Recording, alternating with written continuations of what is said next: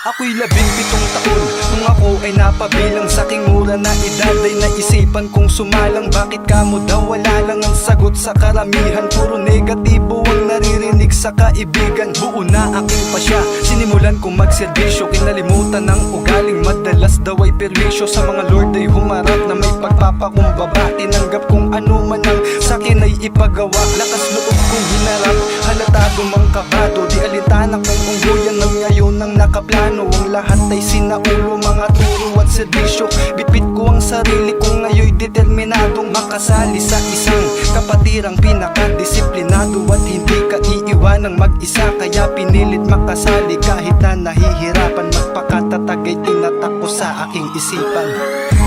Lakas lang. Kinakabahan ka ba? Medyo, master. Ba't ka nandito? Masado ko sa frat eh. Maraming mga kaibigan.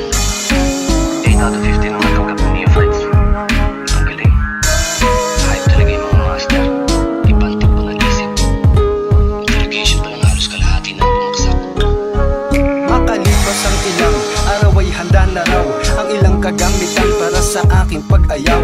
Pero di ako papayag na basta lang bumitaw. Sa pagkakataon na to handa na ako na sumigaw. Kaya agad na piniringan ng aking mga mata. Sabay banggit kung meron ba daw akong sako na dala. Lumalakas na ang kabog ng dibdib ko't di mapigilan. Tanging ang sarili ko na lang ang aking hinapitan. Luhat pawis ang bumuhos, danas ko ang paghihirap. Ramdam ko kada sakit na mga palong pumipilat. Makikita mo ang sikap ko na kahit naghihirap ay tumatayo pa rin. Mga matay idinidila, guwat pawis ang inalay. Makamit ko lamang ang inaasam kong mapabilang. Masakit man ay walang makakapigil kahit pa na humantong sa kamatayan. Tanging makakaunawa ay gising ang kamalayan.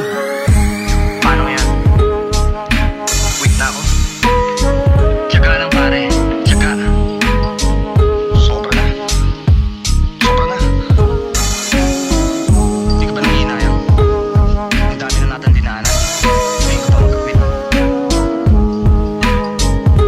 Kaya ano na ang mangyayari sa batch? Hindi ko na kaya. Kaya ako'y nakasurvey dahil nga rin sa aking tiwalang kaya ko't hindi ako basta-basta panghihinaan. Kada palong sinanggalang hita ko'y di na malaya. Naisan ako sa grupong dati kong hinahangaan. Ngayon labis ang tuwa ko't para ba ako nag-iba.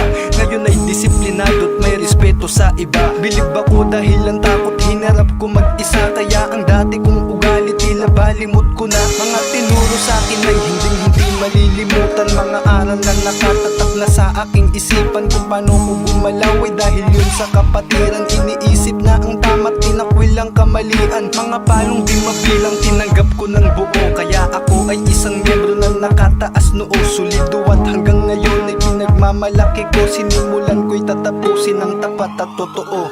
Tanggalin ang blindfold. Run!